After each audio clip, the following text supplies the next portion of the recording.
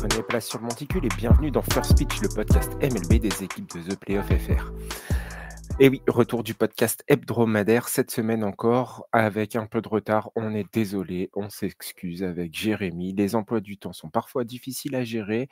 C'est le début d'année, on se cale tout doucement avec les vies familiales, les vies personnelles. C'est pas toujours évident de se retrouver à des dates fixes en ce moment, mais on promet de se caler rapidement. Voilà, donc épisode un peu spécial et qui risque d'être un peu court cette semaine et c'est pas grave, tant mieux pour vous, vous nous aurez pas aussi longtemps dans les oreilles. Je suis tout seul aujourd'hui, c'est le J aux commandes. Voilà, on ne s'abandonne pas, on n'a pas réussi à se croiser, voilà, tout simplement avec Jérémy et on tenait à s'excuser.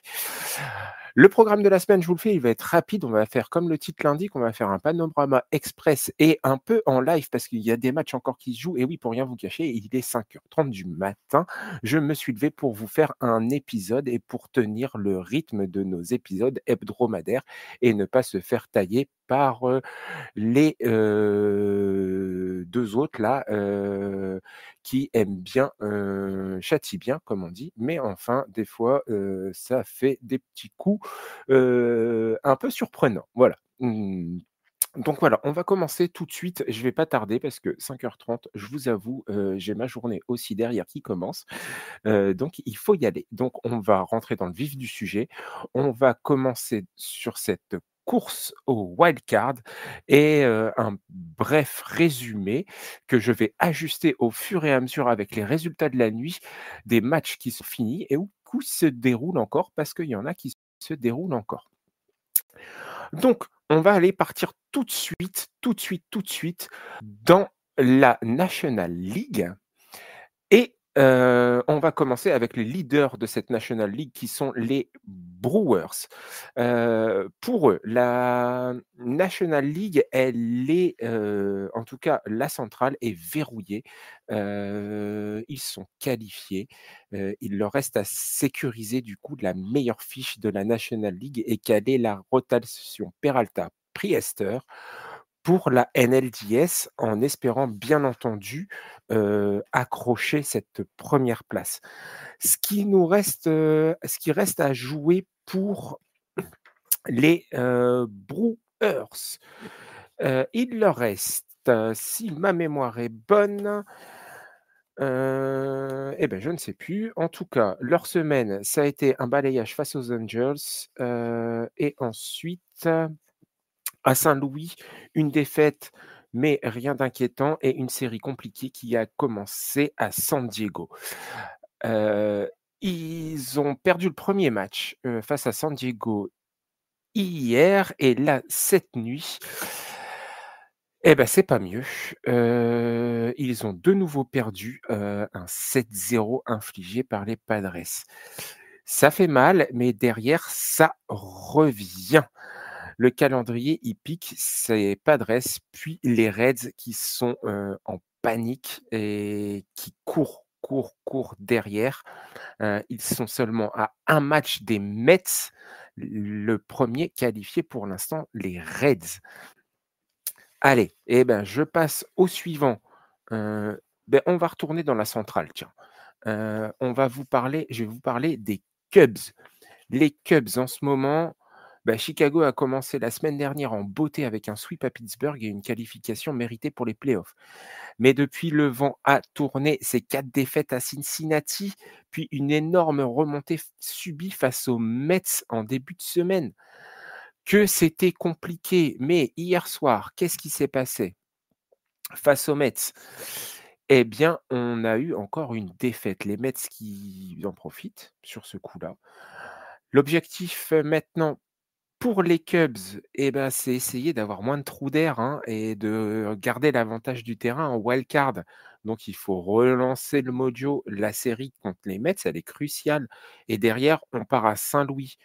L'objectif clair, c'est sécuriser l'avantage du terrain et remettre un peu de momentum avant les playoffs. Je reste toujours dans la Central. On passe aux Reds. Et oui, figurez-vous que les Reds sont toujours en course pour l'instant. toujours vivants. Ça a été une semaine de caractère pour les Reds, avec une série gagnée face à Saint-Louis, puis face aux Cubs. Un petit accro face aux Pirates en début de semaine. Pour eux, les Reds, c'est un rush en ce moment. Ils sont en plein rush. C'est mené par Greeny et par Steers. Ils n'ont plus qu'un match à combler sur les Mets.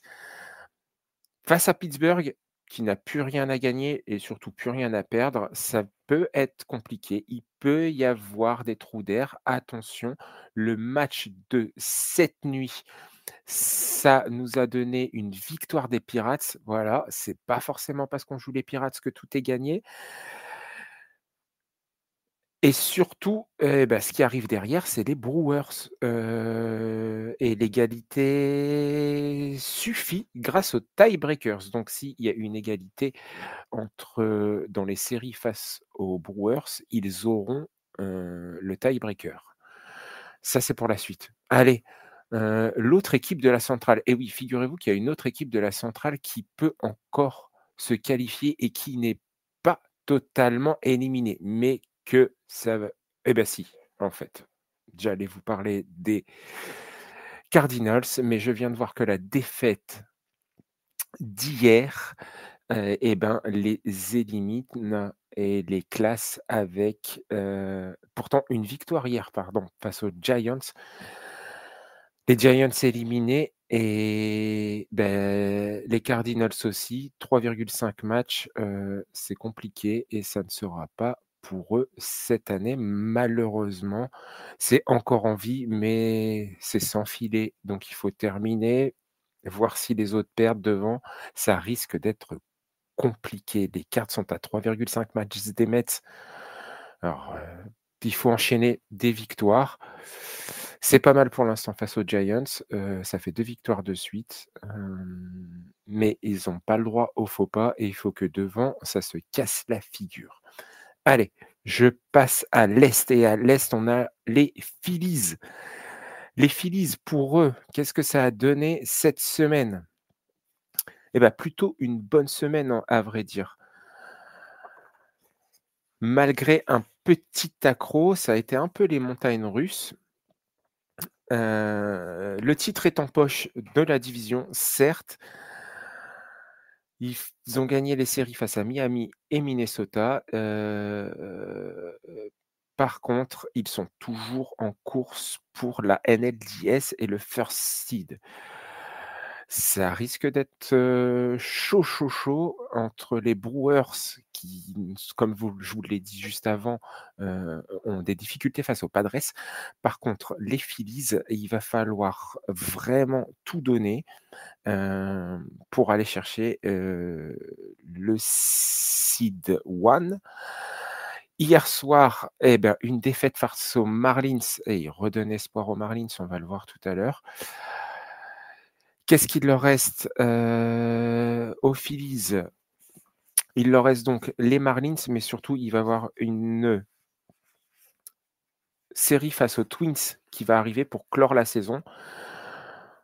C'est peut-être un bon point parce qu'on va voir que derrière, ça pousse aussi, mais c'est plutôt accessible si, en effet, les Brewers, marquent un petit temps d'arrêt. Parce qu'on a vu tout à l'heure, les Brewers, il leur reste un calendrier pas évident. Je vous l'ai dit tout à l'heure, les Pirates, ça ne veut pas dire qu'on va faire, des victoires, absolument. Et puis surtout, San Diego, il faut les gagner ces matchs-là. À voir, à voir, à voir. Il y a que 3 matchs entre les 2, tout est faisable.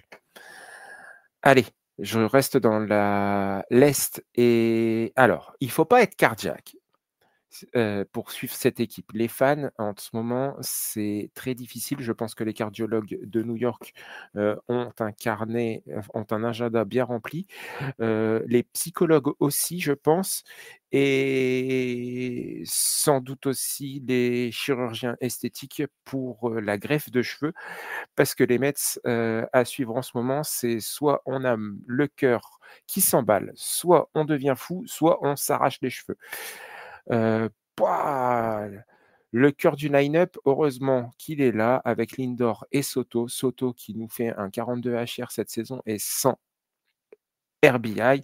Alonso qui est le recordman de la franchise en termes de home run. Ce qui est difficile en ce moment, c'est la défense. Les starts qui sont courts, c'est compliqué. Il leur reste à jouer les Cubs au Wrigley Field, puis les Marlins qui sont en survie. Et oui, j'en parlerai tout à l'heure, ça va être compliqué. Enfin, ça va être compliqué, certes, pour les Marlins, mais c'est faisable. Le plan pour eux, ça va être, de la propreté défensive, gérer bien le bullpen, être un peu plus agressif sur le line-up et ça va être, les principales, je dirais, lignes de conduite à avoir pour les Mets pour continuer et pouvoir se qualifier. Les choses à surveiller, c'est Alonso, est-ce que sa hot streak va continuer? Peterson, Manea, fou, à Wrigley, qu'est-ce que ça va donner? Et Alvarez, est-ce qu'il va continuer son beau parcours en ce moment? En résumé, les Mets sont toujours devant, mais chaque soirée, c'est un test. Et la série face à Chicago, eh ben, ça va être compliqué. Surtout, il va pas falloir se faire piéger à Miami. La bonne nouvelle, c'est qu'ils viennent de remporter le match face à Chicago ce soir. Enfin, cette nuit, le match qui vient de se terminer. Je passe aux Marlins et oui, les Marlins, figurez-vous qu'ils sont encore dans la course. Pour eux, bah, ils sont encore en vie. Il y a eu une série folle à Phillies. Heu, le scénario pour survivre, c'est gagner la série contre les Mets à Miami et pour l'instant, vous l'avez vu, c'est difficile parce que c'est 2 défaites face aux Mets, enfin, c'est pas 2 défaites face aux Mets, c'est la dernière série qui leur reste. Oh, je suis désolé, pardon, 5 heures du matin, c'est pas évident. Il va falloir idéalement gagner contre les Mets. Là, en ce moment, les Marlins jouent contre les Phillies. Vous l'avez vu, duel de division pour eux et 2e victoire enchaînée contre les Phillies. Ils restent en vie ces Marlins. Aussi étonnant que ça puisse paraître, ça va être compliqué. Ça va être compliqué parce qu'il va falloir que tout s'écroule devant. Mais 4 matchs, c'est pas fini, il en reste 6 à jouer. Voyons comment ça va se passer. Les choses à surveiller, c'est Alcantara, il va falloir, gérer bien le nombre de pitches par match.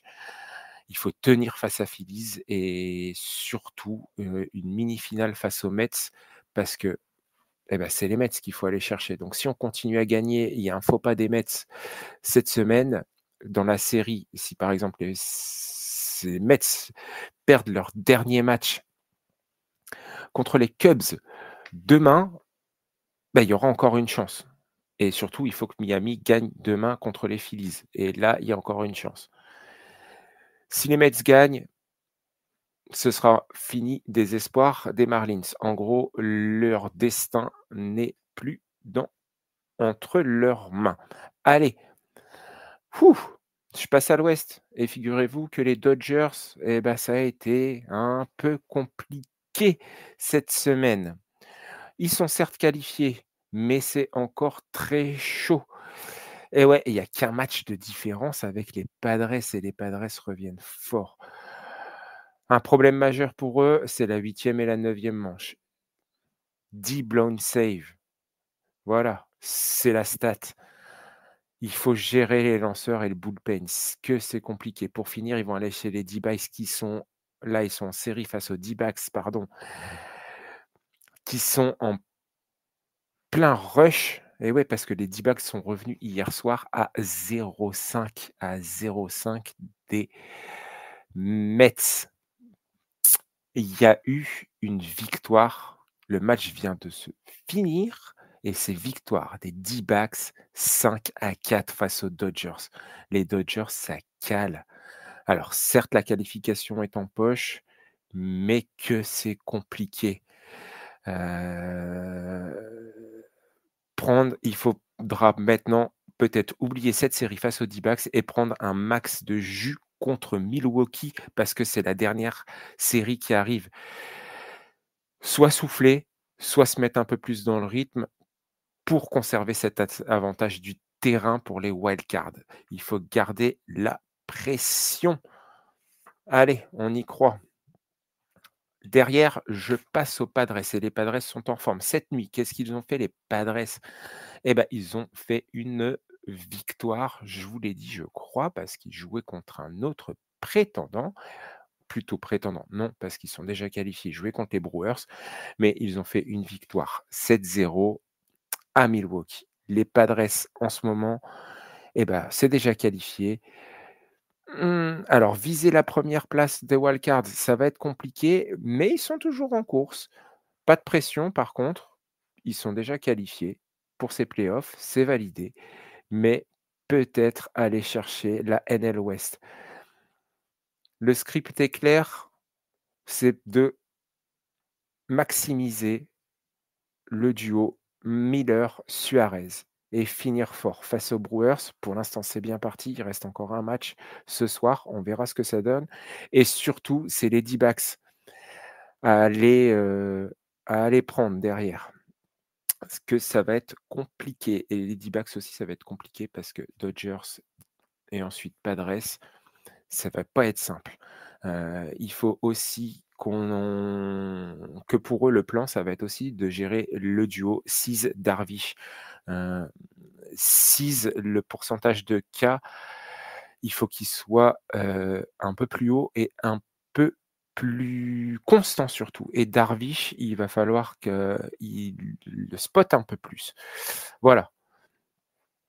La clé pour la série contre les Brewers, à mon avis, ça va être de faire, au bâton et ben, profiter des lefties, O'Hearn et Cron, pour profiter, bah, sur les nombreux lanceurs droitiers du fond du bullpen des Brewers.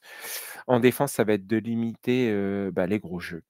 Hem et le hit by pitch aussi, parce que les Brewers, ils vivent un peu là-dessus. Mais contre les D-backs, il va falloir faire attention aux dieux Carroll, Marte et surtout Perdomo, qui est en forme. Et il va falloir taper pendant la 6e et la 7e manche parce que c'est là où le bullpen d'Arizona est un peu à la traîne. Objectif, à mon avis, sur ce qui reste, 2 ou 3 victoires et ça pourrait le faire et les mettre bien sur le reste pour le reste des playoffs. Heu, pour résumer, ils ont le tiebreaker sur les Mets, donc ça devrait pouvoir passer. Allez, on va passer au reste. Les D-backs, ouais, toujours en vie, pardon. Les D-backs, ils sont à 0,5 match des Mets. Et oui, la victoire face aux Dodgers, ça leur a permis de remonter. Les joueurs en forme en ce moment, c'est Perdomo parce qu'il est clutch. Carroll, club des 30-30. Faf et Gallen sont au top en ce moment, en cette fin de saison. Et ouais, je vous rappelle que Zach Gallen, on l'avait, bien taillé parce que c'était difficile, mais là, il a remis le bleu de chauffe et wouh! Ça passe. Par contre, le calendrier, il est vraiment pas à leur avantage, on l'a dit. C'est les Dodgers en ce moment, mais pour l'instant, face aux Dodgers, eh ben, c'est 2 matchs gagnés sur cette série et surtout derrière, il va falloir aller chercher les Padres. Il faut au moins viser 4 victoires et avoir le droit à une petite erreur, une défaite et ça peut passer avec ça. Il y a des espoirs et il faut vraiment pas lâcher.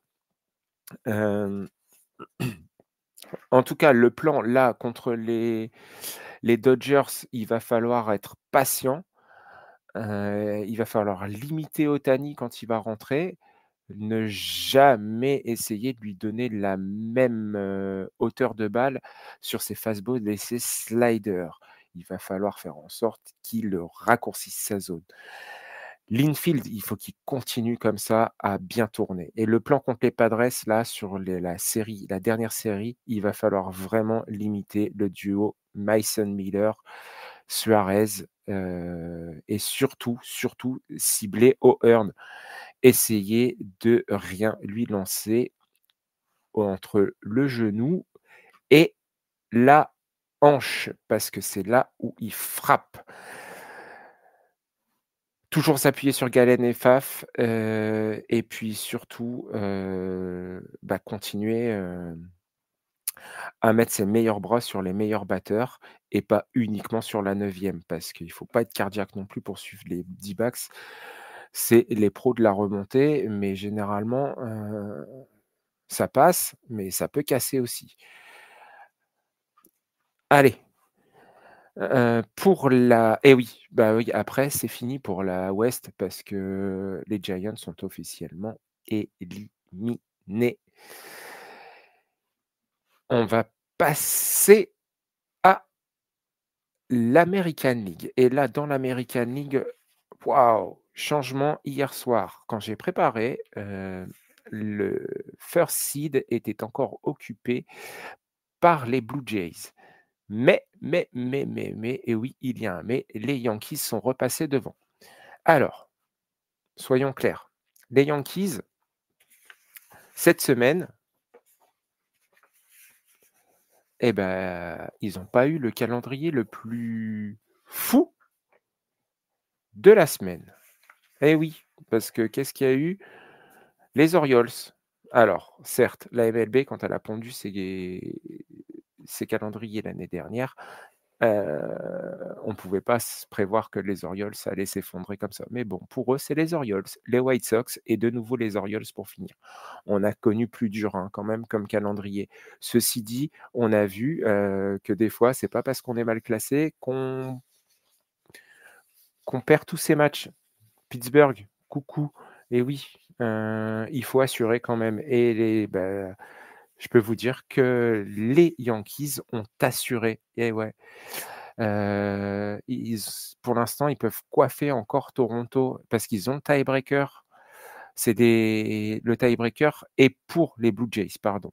Mais finir contre les White Sox et les Orioles ça peut être un bon avantage parce que cette nuit, la défaite des Blue Jays face aux Red Sox a permis à New York de passer devant avec une victoire face aux White Sox.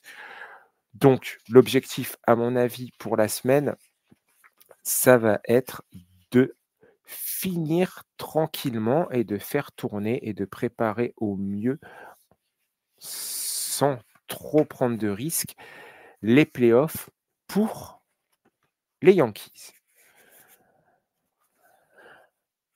Je vais passer aux Blue Jays. Les Blue Jays, cette semaine, ça a été compliqué parce qu'on a eu, une grosse série face aux Rays, qu'ils ont gagné avec un début parfait, pour, Savage, qui pour ses débuts a lancé 9 K. Springer, il est toujours clutch. Mais c'est un match qu'on a poussé jusqu'à la 11e. Et puis après, ça a été un week-end cauchemar à Kansas City. Mais dimanche, on a retrouvé une bonne éclaircie parce qu'ils ont validé leur ticket pour la post-season. Et retour sur terre ensuite avant-hier pardon, face aux White Sox parce que les White Sox ont pris le premier match et hier soir, les White Sox ont gagné. Bon, la place en play-off est sécurisée, certes, mais est-ce qu'on veut le faire seed ou pas? À eux d'aller le chercher. Allez, derrière, on va passer aux Red Sox. Les Red Sox qui ont gagné leur match, je vous l'ai dit, contre les Blue Jays hier soir. Que ce fut pas difficile parce que c'est vraiment, ils ont tapé fort, ils ont tapé fort. Plutôt pas mal, une bonne relance. C'était intéressant. Je recherche mes notes, je suis désolé en même temps. En tout cas, voilà, ceci dit, pour les Red Sox, je vais le faire simple, ils ont un match d'avance sur Détroit, 2 sur Houston. Il leur reste les Blue Jays, bon, ils sont déjà à 2-0, puis ils vont jouer sur les Tigers pour la dernière série où, c'est là, ça va tout jouer parce que les Tigers, on va en parler après. Aïe! Aïe, aïe, aïe, c'est dur, c'est compliqué et ça va être une série sous tension. Alors, je vais pas vous dire de la regarder parce qu'à chaque fois que je vous dis: «Regardez», une série, généralement, il se passe rien. Mais que ça va être chaud cette série à venir. Les Red Sox face aux Tigers, ça va être à mon avis la série du week-end. J'en ai fini pour, ah oui, parce que dans la L, en fait, il nous reste plus que 7 équipes en course. Tout le reste est officiellement éliminé. Je vais vous parler de 2 équipes maintenant parce que c'est 2 destins croisés et oui, on rappelez-vous cette série dans les années 80, je ne me rappelle plus comment ça s'appelle. Ah, c'était avec Curtis et celui qui faisait James Bond. Voilà, bon bref, en tout cas, une série croisée entre Cleveland et Détroit et ouais, parce que Cleveland et Détroit se retrouvent 2 fois cette semaine. Ce qui s'est passé, c'est que Cleveland a gagné contre Détroit et est repassé devant. Les matchs restants, il en reste 2. Enfin, il en reste plus qu'un parce que hier soir, les Guardians sont allés battre les Tigers et sont repassés devant à un match. Ils étaient à égalité encore hier soir et ils sont repassés. Ça sent pas bon, n'empêche, hein, pour Détroit. Heu, Cleveland, il leur restera Texas à jouer, tandis que Détroit devra balayer Boston s'ils veulent se qualifier. Guardians, et en ce moment, c'est chaud, c'est 18 victoires et 5 défaites en septembre. La rotation, elle est en feu, elle est en feu. Williams, mardi soir, il a lancé 12 K. Heu Notre petit Rami, il est en mode MVP et surtout un petit 30-30 encore cette saison à aller, c'est bien et les Tigers, c'est série noire, 0/6 à la maison, 1/9 sur les 10 derniers matchs.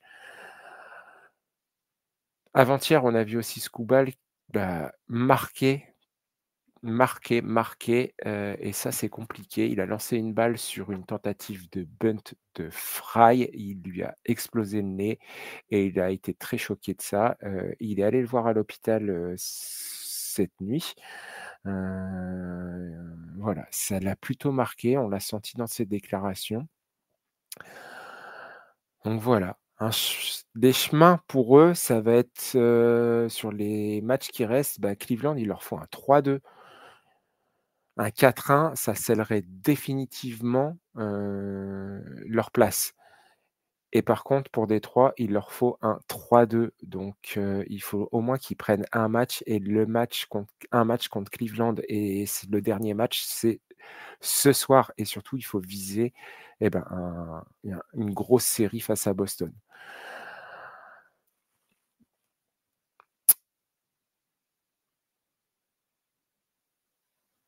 Qu'est-ce qu'on a ensuite? On a terminé pour la centrale parce que derrière, dans la centrale, les Royals sont officiellement éliminés.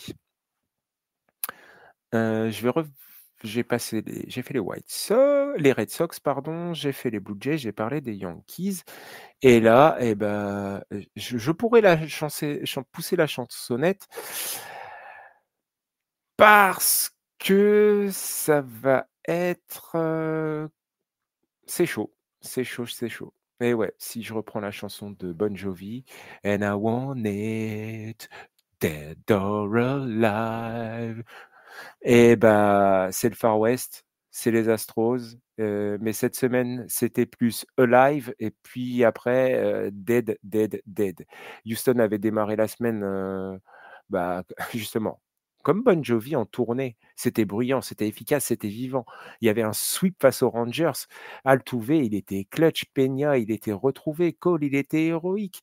On les voyait premiers de la L Ouest et oui, parce que le mercredi soir, ils l'étaient encore. Puis, la réalité a frappé, comme la batte de Kyle Raleigh, hein, qui va bientôt passer les 60, HR, si tout va bien et c'est 3 claques d'ailleurs, non, j'en reviendrai après ou pas du tout, bref et bah, derrière, c'est 3 claques à domicile face à Seattle.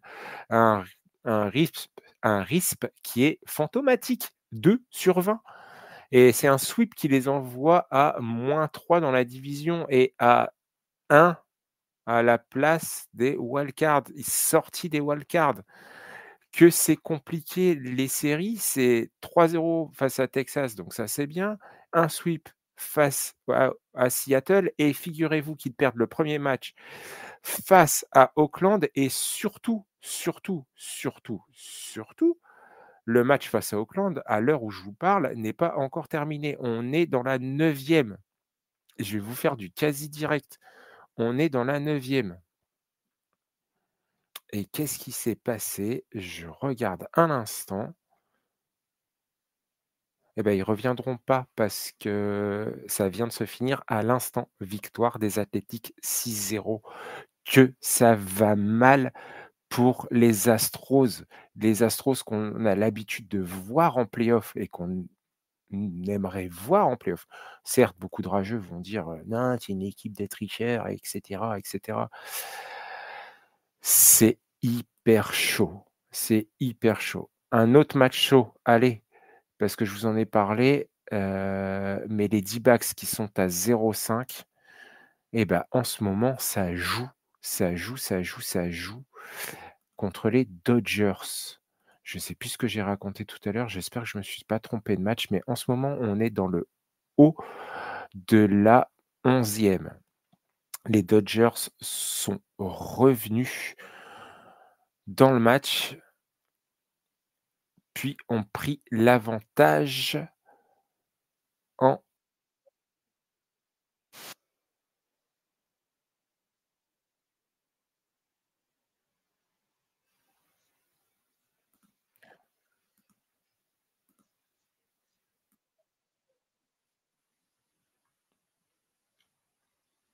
pardon, petit interlude, je ne sais pas ce que j'ai fait. Ouais, donc là, on est dans maintenant, c'est milieu de 11e. Oh, je pourrais vous faire vivre le match, presque en direct et donc les Dodgers sont à 5-4 en milieu de 11e. Je regarde vite fait, ouais, ils ont pris l'avantage en haut de 11e. Heu On a eu et bah, oui, je vous l'avais dit, mais que les D-backs devaient, se réveiller avant les fins de match et bah, ils se sont réveillés en 8e pour revenir à égalité en scorant 3 runs en 8e, puis plus rien et là, ils sont au bâton avec une pression folle. On va voir, on va voir, on va voir. En attendant, je vais vous parler cette semaine, non, la semaine dernière, c'était, le Roberto Clemente Day. Je vais vous parler de Roberto Clemente et donc cette petite partie sera, présentée par, Disney+, hein, comme le dit Grincheux de le nain grincheux de l'autre podcast. Donc on va parler de Roberto Clemente. Je vais vous faire l'histoire. Je ne vous ferai pas l'histoire, du dodo, mais je vais vous raconter un peu son histoire rapidement. Donc voilà, allez, on est parti. Cette histoire vous est présentée par Disney+. Tadam! Alors, Roberto Clemente, il est né le 18 août 1934 à Carolina, à Puerto Rico. Et surtout, il est décédé tragiquement le 31 décembre 1972. C'est l'un des joueurs les plus emblématiques et respectés de l'histoire. Voyons un petit peu, on va commencer un petit peu, je vais vous présenter sa jeunesse. Roberto Clemente Walker, il a grandi dans une famille plutôt modeste à Puerto Rico. Il a été passionné de baseball, en fait, dès le plus jeune âge, hein, parce qu'à Porto Rico, c'était le sport national, le baseball. Il a rapidement montré un talent dans les ligues, dans les petites ligues et en 54, à seulement 20 ans, il signe un contrat avec les Dodgers de Brooklyn. Puis il est repéré par les Pirates et lors d'un repêchage de Rule 5 Draft en novembre de la même année. Et du coup, le début de sa carrière, eh ben, il n'est pas aux Dodgers, mais aux Pirates. Clemente, il débute dès 1955, donc tout de suite l'année suivante. Il va faire une carrière de 18 saisons en MLB. Bah, il s'est distingué surtout pour son habilité exceptionnelle en tant que frappeur et joueur défensif. Un joueur ultra complet. Il a remporté 4 titres de meilleur frappeur de la Ligue nationale et 15 fois All-Star.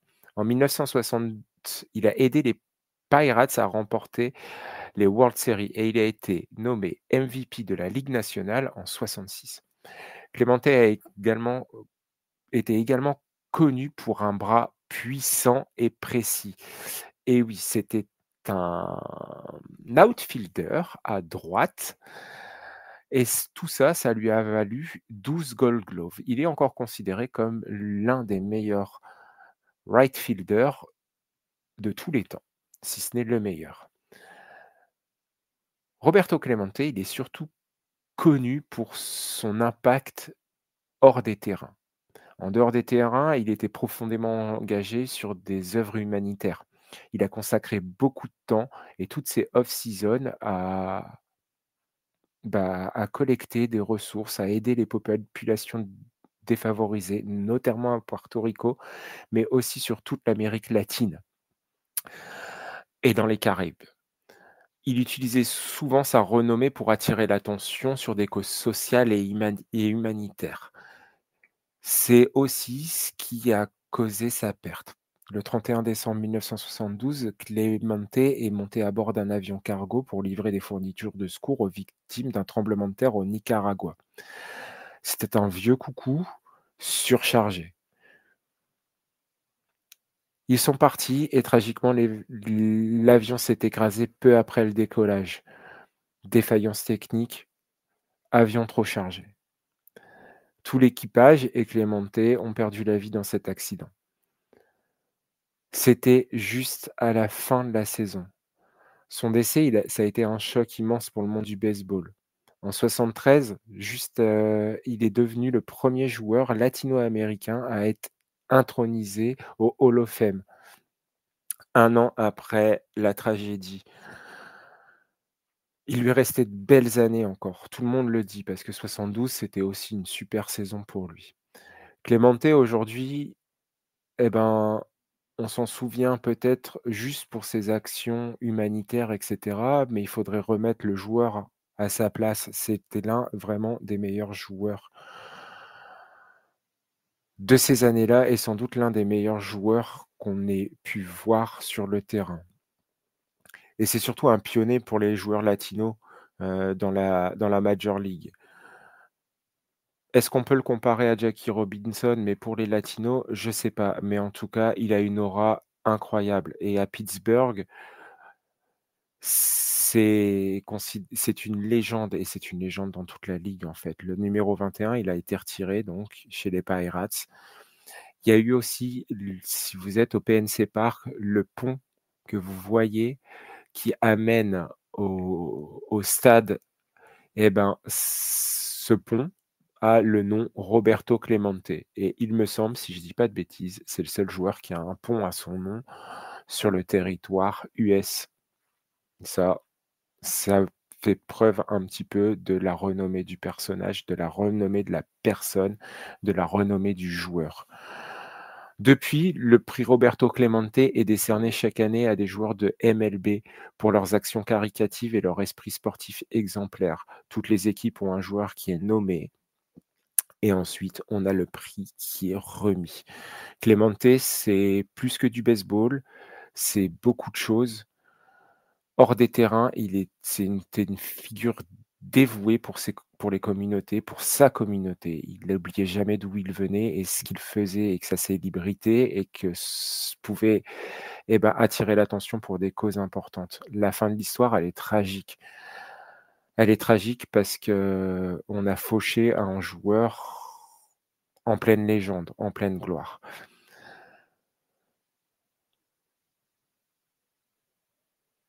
Pour moi, vraiment, c'est un joueur sur lequel on oublie souvent pour lequel on oublie souvent son parcours sur le terrain.